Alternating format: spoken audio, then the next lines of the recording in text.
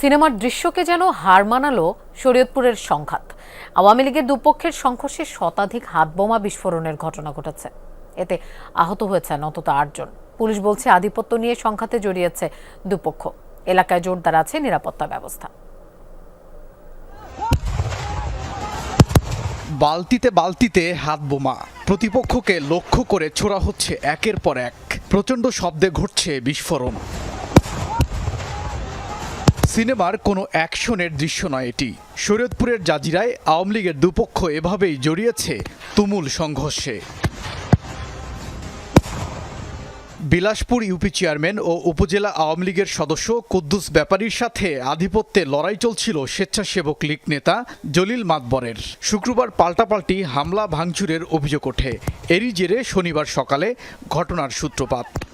জলিল মাতবরের লোকেরা কুদ্দুস ব্যাপারীর লোকে মারছে। আগে নাম হয়েছে হ্যাগো এই যে রফিক দেওয়ান, হ্যাগো দুইজনটা মারছে।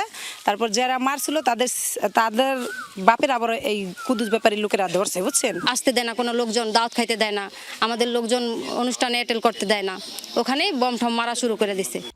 প্রত্যক্ষদর্শীরা জানান, প্রথমে আহসানুল্লাহ মুন্সিকান্দি এলাকায় সংঘর্ষ হয়। এরপর বিলাসপুর এলাকায় মাঠে জড়ো হয়ে আবারও সংঘাতে জড়ায় দুপক্ষ।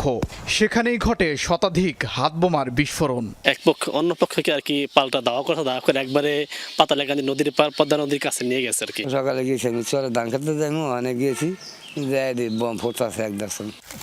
সংঘর্ষের পর এলাকায় ছড়িয়ে পড়ে উত্তেজনা। ঘটনাস্থলে যায় আইন শৃঙ্খলা বাহিনী। নিয়ন্ত্রণে আসে পরিস্থিতি।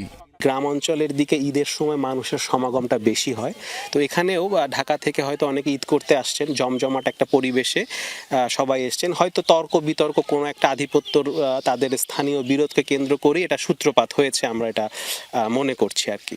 সংঘর্ষের পর থেকে পলাতক দুপক্ষের লোকজন। জোরদার আছে নিরাপত্তা ব্যবস্থা। ওবায়দুর রহমান, যমুনা নিউজ।